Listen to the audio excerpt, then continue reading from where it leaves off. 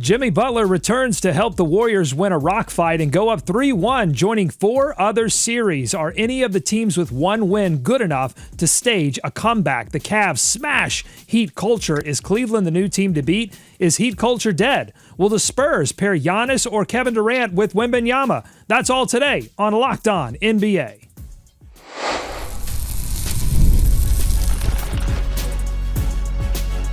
You are Locked On NBA, your daily NBA podcast. Part of the Locked On Podcast Network, your team every day. Welcome to Locked On NBA. Thanks so much for making us your first listen of the day. We are free. We are available wherever you get your podcast, part of the Locked On Podcast Network, your team every day. This episode is brought to you by Amazon Fire TV Stick 4K. Turn any television into your Xbox. No console needed. Head to Amazon.com/Fire TV Locked On to learn more. I'm Doug Branson, host of Locked On Hornets, and your Shot Clock Sherpa, guiding you through the NBA's biggest stories with the help of Locked On's local experts. And with me are 2 of Locked On's premier national NBA experts from the Locked On Nuggets podcast and senior NBA writer for the Action Network. He's our man of 1,000 podcasts. It's Matt Moore. Matt? Remember when Jalen Green had a good playoff game and we were like, oh, remember that? That was a nice 24 hours. From the Locked On Bulls podcast, he's our Prince of Petty, Hayes. Matt doing a good Prince of Petty impression there. Remember when I said it comes down to how many good Jalen Green games you get? You got one. All right, we'll see if they can get 2. We're going to have a lot of talk about series that are at 3-1 later in the show. It was an exciting game from start to finish last night. The Warriors come out on top, 109-106 to go up 3-1 on the Rockets. How about Jimmy Butler? Days after that horrible fall in Game 2, pelvic contusion. Steve Kerr says after the game that this were the regular season, he'd be out a week or 2, and I think he might be underestimating that when it comes to regular season Jimmy. But playoff Jimmy, 40 minutes, 27-5-6. Matt, was he the deciding factor in this game, or is there an argument for something or someone else?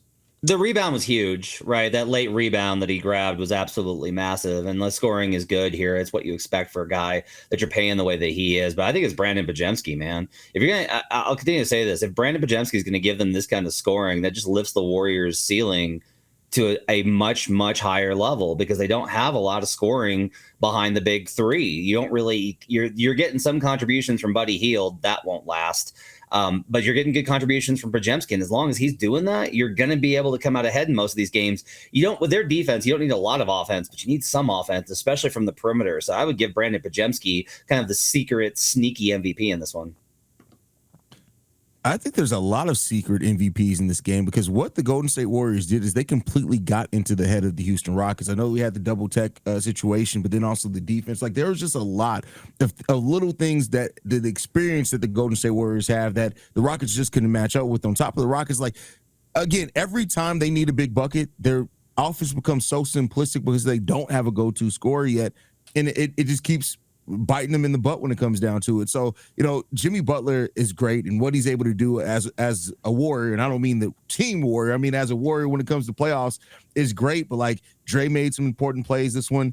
Jimmy did too, like that sideline talk to get Dylan Brooks kind of out of his head a little bit, well, in his head a little bit out of the game. That's MVP level stuff right there. Like there was a lot that the Golden State Warriors did in this game, and the Rockets just didn't have anything to match it.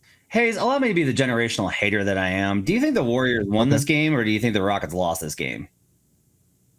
A bit of both, to be honest with you. Like I think the Warriors took it. Make no mistake about it. But like some of those that play, like I get trying to go isolation on Dre, but Sengun just settled for a very, very terrible shot, and then the fouls down the stretch. So.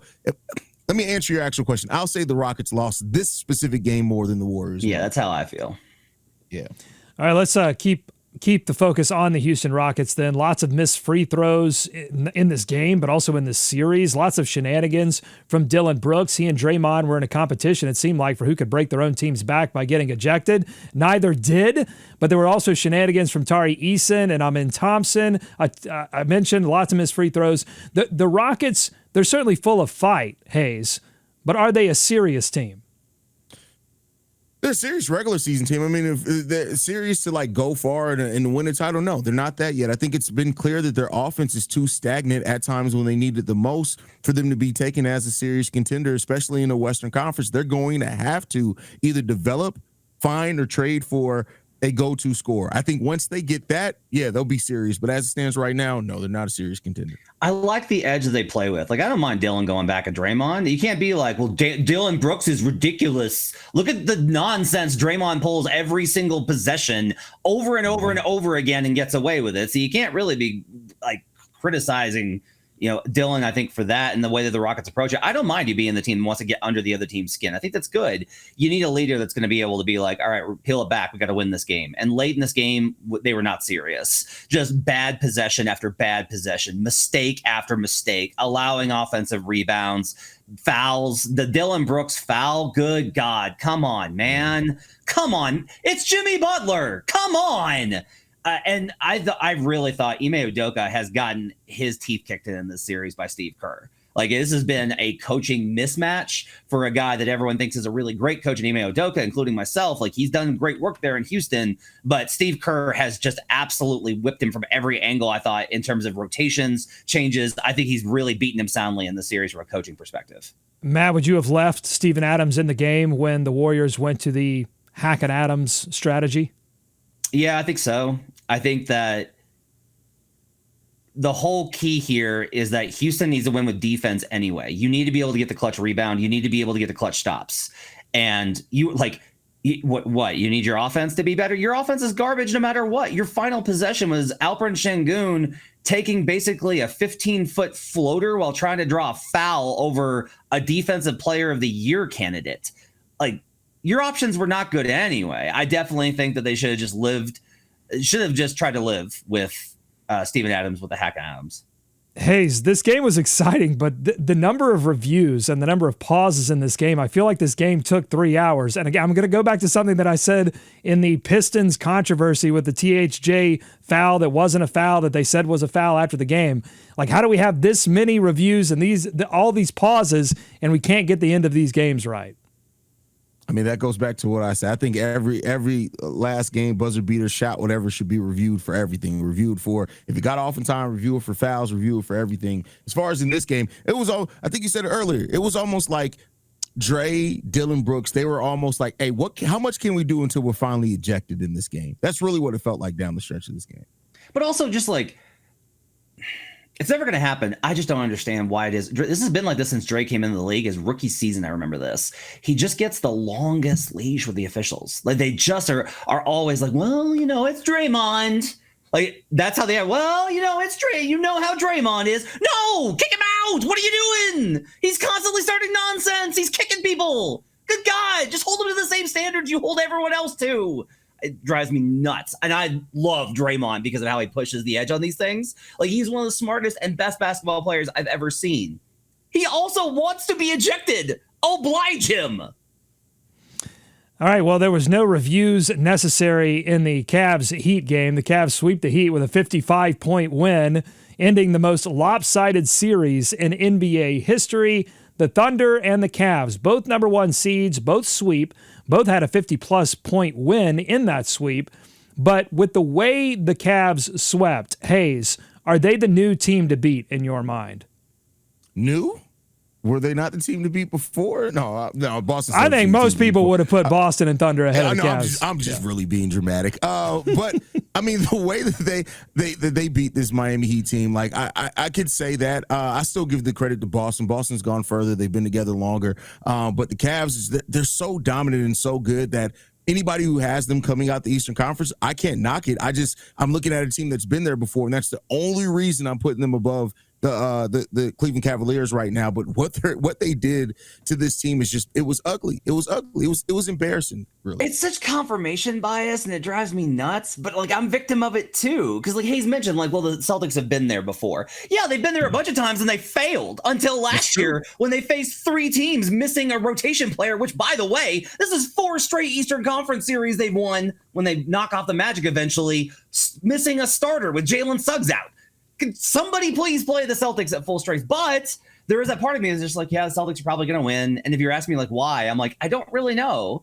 I think the Cavs are better. I think they're more versatile. I think they have better shooting. I think they have better, like, I like their guys. I like their roster better. I like the way they play better. They're not just a gimmick team hoisting up threes. They do shoot a lot of threes, but like they create better ones in my opinion. But I'm still a victim of this confirmation bias of it just seems like Boston finds ways to win. Like the Warriors were the same way last night, honestly. I don't think the Warriors were better last night. They just found a way to win. And I still feel like the only way we can really say that the Cavs are the team to beat is if they knock off Boston. Then we can have that conversation, though a lot of people are still going to look towards OKC if they're still in it. All right, coming up on Locked On NBA, were the Cavs so good that they killed Heat culture once and for all? We'll hear from Locked On Heat. Plus, we've got 5 series locked in at 3-1, and not a lot of teams come back from that. Is there a team that Matt and Hayes think have what it takes to make a huge comeback in those series? That's all ahead on Locked On NBA. Today's episode of Locked On NBA is brought to you by Monarch Money. Ever check your bank account and wonder, where did all my money go? Between dining out, online shopping, and entertainment, it's easy to lose track. That's where Monarch Money comes in. It's your personal CFO, giving you full visibility and control over your finances. Monarch Money isn't just a budgeting app, it's a complete financial command center with all your accounts, your investments, and your spending in one place. You can go beyond just managing money and start actually building wealth. When I started using Monarch, I realized just how much I was spending on streaming services. Spoiler alert, it was a lot. Now I budget smarter and I save more. And the best part is, I don't have to use multiple apps. I just use Monarch to check my finances, track my spending, and plan out my long-term goals. And you can too. Take control of your finances with Monarch Money. Use code LOCKEDONNBA at monarchmoney.com for 50% off your first year. That's monarchmoney.com, code LOCKEDONNBA for half off your first year. More Locked On NBA ahead. Thanks for making Locked On NBA your first listen every day. Let's get back to this Cavs Heat sweep, and I want to hear from Locked On Heat, their reaction to what was the most lopsided playoff series loss in NBA history. Organizational failure from top to bottom. You completely misjudged your own situation where everybody in the league saw exactly what the writing on the wall was, and you misjudged it. Your hubris. I think that this team fell in love with that 2023 run and thought that those few playoff series was more representative of what this team was in 2023 than what it actually had been over the last couple of years, which was basically a 500 basketball team that backed itself into the playoffs for 2 straight years, and then again this season without Jimmy Butler. Like, that's what this team has been. This season became about trading Jimmy Butler. It became not about basketball. And that is, the antithesis of what the Miami Heat are as an organization. They are about the basketball, and they this season weren't about the basketball, and that became abundantly clear in this playoff series, where this team that always had fight and that would do everything it took, maybe not to always win, because you can't just try hard to a championship. That doesn't happen in the NBA. Right. But you could try hard not to get embarrassed. Yeah. And they got embarrassed in this one. All right, Matt, what do you think? Is Heat culture dead? Did the Cavs kill it? Where does Miami go from here? I also love the fact that Wes, after moving back to Miami, like he just continually gets more and more looking like a Miami person. It's just really funny to me that like Wes is going to be basically Don Johnson here within 6 months.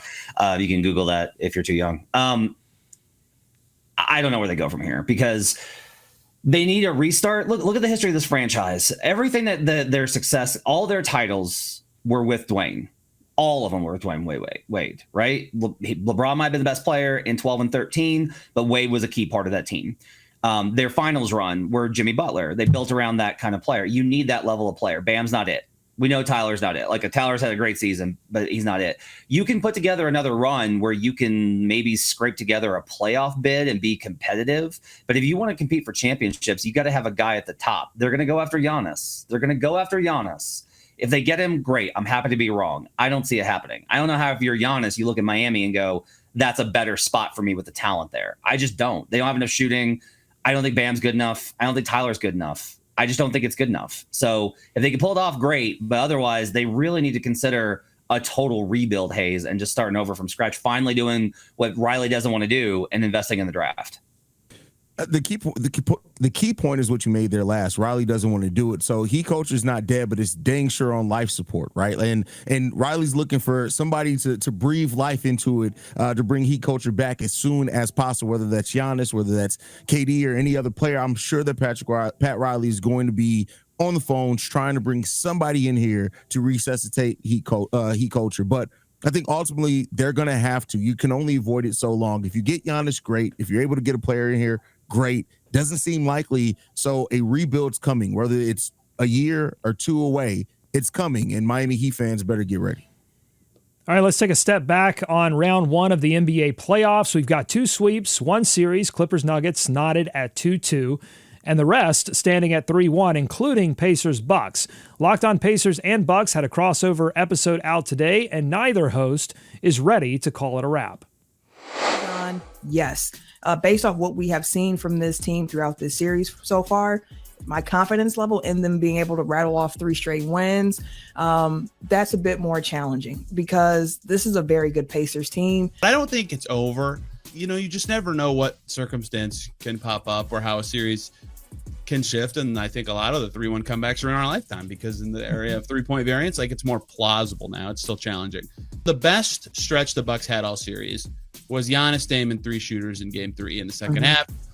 Obviously, that's not possible anymore, but they still have had success with groups we talked about before the series, which is Giannis and Portis and Trent and AJ Green and a ball handler. That lineup has still been good and threatening enough. Like the Pacers dodged some bullets at the end of Game 1. That group got it to 2. Like that game ends up, I think, being probably the swing game of the series. This is not going to be easy to me, even though the odds are obviously, to me, heavily in their favor. All right, so let's take a look at a couple of this series, and I want to know, is it over, or is there just a crack in the window? Not so fast. Let's still pay attention to this series. Let's still keep our eyes on it. And we'll start with Bucks-Pacers. Hayes, is it over or not so fast? It's done. It's well done. It's cooked. It's dead. I don't think there's any way that this series, that the Bucks come back in this series. I think this is done. I think that Dame injury killed a lot of the momentum. I think that kind of like was just that thing where it's just like, man, it sucks. And it brought a lot, even not to even say that Dame played the best since he's returned, but like, I think that's just kind of put the nail in the coffin of what this season has been for the Milwaukee Bucks. So no, I'm not giving them a lot of chance to come back. I do like that Tony East never leaves him open to looking stupid. Like he never leaves himself open to looking bad he's like, well, no, yeah, they can do it. I'm not ruling it out. So I'll do it. Yeah, it's done. It's over. I thought the Bucks would win the series and I was wrong. I've also been really impressed with the Pacers because they have acted like a serious team. They have hit first in every game. They have hit hardest in every game. Even the one that they lost, it was more of a second half comeback from the Bucks and a push away. This was a really impressive first round series by the Pacers, showing that they're a lot more dangerous, even than they were last year when they made the conference finals. Pacers advance. So, yeah, I don't think the Bucks are going to come back, but I'm not going to count them out of winning 1 or even 2 more games, just based on Giannis Antetokounmpo. And we still haven't and may never get a Kyle Kuzma game, but I'm still just putting a little bit of a asterisk on like maybe you get a huge Giannis game that gets them at least 1 more win. All right, moving on. Pistons at Knicks. Matt, is it over or not so fast? Not so fast. These games have been way too close. Pistons have had opportunities. A big thing in the series is they've given up these devastating runs just over and over and over again in the fourth quarters. I've been talking about it, but it continues to be a problem. 16-5, 9-2, 16-4, and a 21-0. Those are the runs they've given up in the fourth quarter of each game in the series. They're going to have to get better at that. But the Pistons are within range here. The Knicks, I do not think they have enough offense to win this series, but I don't trust them at home here. I think Pistons can extend the series. Ace? Yeah, I think Pistons are going to extend the series as well. To all the points that Matt made, and I think that Cade's he's going to go off for a big game, which is going to get them together. I honestly think the Pistons can win 2 more games in this one. I think that they could push it to a Game 7 and make it interesting. All right, I'm going to disagree with both of you again. I think the Knicks take care of business. I think they finally figured everything out. Cat is playing on another level. Everyone feels confident, and I think that last loss is going to be too demoralizing for Detroit. They're going to have to go back to Detroit and figure some things out in the offseason with Cade Cunningham. So I'm saying Knicks, go ahead and handle business. It's over. All right, final one. Wolves at Lakers. Is it over for the Los Angeles Lakers or not so fast, Matt? Wolves in 6. The Lakers will get this one, and then Wolves will take care of it at home. The history says that the home team that's favored takes care of business in these situations to extend the series. It's been close enough. They'll get this back to a 6 game, and then Minnesota wraps it up in 6 at home. I'm lockstep with Matt again in this one. I think that Minnesota is going to win this at home. If this game was in Minnesota, I picked them to win and close out the series because that next game is in LA. I think LA is going to win this one. It's going to go to game 6 where Ant is going to have an amazing game on his own floor, close out that series. Okay, so very quickly, a team has only come back from a 3-1 deficit 13 times in NBA history. So you look at these teams: Rockets, Lakers, Pistons, Bucks, Magic. If you had to pick one to be lucky number 14, who would it be and why? Hayes, we'll start with you. Ooh, one team to be it. I'd say the Pistons. I give the Pistons that opportunity against the New York Knicks to do it. I think Cade is that good. I know that the Knicks have a lot of depth and stuff on that team, but I think that series has been so close that I'll give it to the Pistons.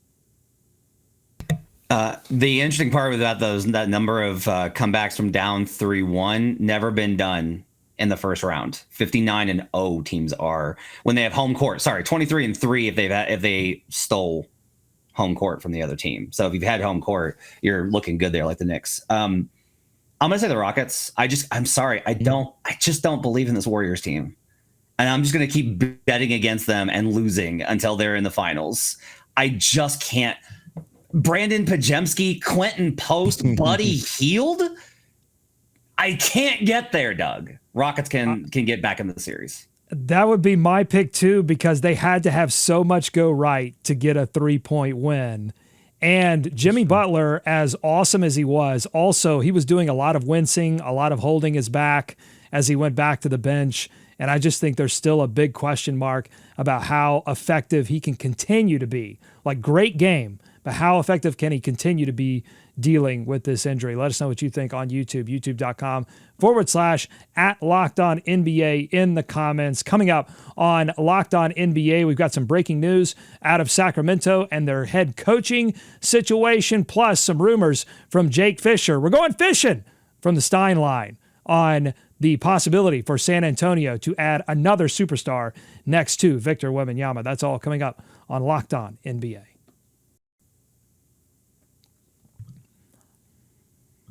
Today's episode of Locked On NBA is brought to you by Wayfair. Spring is here, and that means one thing. I'm sneezing a lot. Actually, it means two things. It's home project season.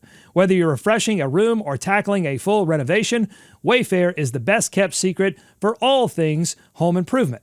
From small updates like a stylish cabinet hardware upgrade to major upgrades like new vanities, sinks, or outdoor lighting, Wayfair has quality products for every budget. I just upgraded my kitchen with Wayfair, and the selection was incredible. Their free and fast shipping made it incredibly easy. No hauling heavy items. If you've seen these arms on YouTube, you know I'm not hauling away any heavy items anytime soon, so I don't have to with Wayfair. I love that they have top brands like GE and Moen at great prices. Shopping was seamless, and I found exactly what I needed to fit my space and my style. Wayfair makes home improvement easy. Get started now at wayfair.com. That's WAYFAIR.com. Wayfair, every style, every home. More Locked On NBA ahead. Thanks again for making Locked On NBA your first listen every day. Jake Fisher of the Stein Line reporting that whispers around the league indicate the San Antonio Spurs will look to accelerate their rebuild around Victor Wembanyama, and that could center around acquiring a big name like Giannis Antetokounmpo or Kevin Durant. On a recent episode of Locked On Spurs, they debated whether or not the Spurs should skip steps on their rebuild and what signals to watch for if they decide to go all in. Situation, it's going to be very, very, very interesting to see because, I mean, you're really going to have him maybe 2-3 years. I don't think he's going to, suddenly turn into the old Kevin Durant from when he was in OKC, early Golden State days. There's only one way that you're going to know that the Spurs are actually speeding up this process. If you see a coaching change made, then you know that they are all in on speeding up this process. You mentioned teams, Cleveland, brand new coach, Kenny Atkinson. You mentioned Detroit, the turnaround, JB Bickerstaff, big turnaround there. They didn't make a whole lot of changes, added a lot of great veteran players, but it had to do with coaching. Houston Rockets, number 2 seed this year in the West, Ime Udoka. I mean, if you're noticing the trend, Mark Aureli from OKC, Right. The trend is a new coach, a new system, a new style. If it happens, then that's going to show you the Spurs are really in high gear right now. So I think that's... Matt, do you agree with the analysis there? Step one for the San Antonio Spurs on a potential title run with Victor Wembanyama surrounds deciding on their coaching future. I think that trying to determine what the Spurs are going to do is not a worthwhile pursuit. They are one of the absolute, they are obstinate. They is very obtuse in terms of trying to get in there to actually know what's going on. I think that they've got their own ideas about what values in coaching, who they believe in, who they trust in. There's a lot of good coaches that have come out of the tree. So it could be one of the guys that have been there before. It could be somebody that we've never heard of, those kind of things. I don't necessarily know picking a new direction if that's something that ownership is going to want. I just don't know that I don't know that's what Pop's going to want if he steps back from coaching. I think there's too many unknowns there. That to me is for understanding the future of the franchise. They're going to want somebody that extends beyond just the Victor era. They're going to want to have another guy that gives them the best opportunity. These decisions are not made in a silo, but they have to be made as the best decision for coaching your team. And then finding the best coach for this era with Wemby and moving forward with whatever stars. That to me are two kind of separate, different processes. I think the Spurs will look at. I think the Spurs are going to look at everything. The De'Aaron Fox trade, I think, changed my perspective on it a little bit. I thought they would be a team that kind of just didn't look to accelerate the process. Not yet, maybe a year or so down the road. I think you have De'Aaron Fox here. Of course, you hope that Wemby stays healthy, but I think you have enough here to where if you're able to add a star to this, you can try to win now and then still have another leg on it once Wemby hits his prime. So they have a unique window here to be able to do it in the short term, in the right now, and also in the long term, and get Wemby to winning right now and getting to know what that tastes and that feels like. So I do think they're going to be active in surveying everything to see what options are ahead of them. I don't know if they actually pull the trigger this offseason, but they definitely will be looking. They have the assets. They didn't give up some of their best trade assets, draft picks in that trade for De'Aaron Fox, and I like to think that that's for a reason. Feels like you'd have to give up a little bit more for Giannis than KD. So what path would you advocate, Matt? Would you go all in for Giannis, look at a KD type trade, or something else they discussed on Locked On Spurs, acquiring a couple of veterans, highly sought after veterans like Naz Reid and a few others to stack around Fox and Wemby as opposed to trying to find a third star? You can get us another star if you're willing to part with De'Aaron Fox. You can't have it that top heavy. You can't do three anymore. CBA means you cannot have three max level guys. You cannot do it. You will wind up in the same situation as Milwaukee and Denver, and to a large extent, probably honestly, Golden State, as good as they look right now. It is just really difficult. Do you want the Quentin Posts? Do you want seventh man to be Quentin Post? So these are the decisions you have to make. If you want Fox to be the guy, you can't go after one of these stars. You need to go after those role players and fill them in. I think you're better off maybe having either Fox or this other superstar, obviously Giannis if you can get him, and then more depth. You want solid role players in 3 through 8 that you've got a solid rotation you can build different lineups with. That's to me, has to be the new build in the new CBA. Let me ask you this, Matt. So the Spurs have the pretty clear cap sheet, right? Right. What if they acquire that second star, but their contract is off the books before Wemby gets an extension? If they have a star that comes off the books by 27, 28, the end of that season, they'll still be in a pretty good spot to be able to avoid the second tax apron. And that's why KD makes the most sense, because KD's probably at the end of his career then and might want to go finish his career somewhere else or whatever. That's probably the right move. You can't do Giannis, though. Giannis is going to be making max money for another 5 years. Yeah. And that's where you run into those kind of problems. You can also be like, well, that's a problem for future us, and that's fine. But I think you have to keep an eye on that, where you've got to be able to manage moving out of that if you're going to keep Fox once Wemby's extension kicks in. It makes you wonder how closely some of these front offices are looking at this Lakers-Wolves series, because it's sort of the perfect experiment of that top-heavy team with LeBron and Luka versus the Wolves, who Locked On Wolves has talked a ton about. They've got the best 2 players, but we've got the best 3 through 8. And we've seen that in a couple of these series as well.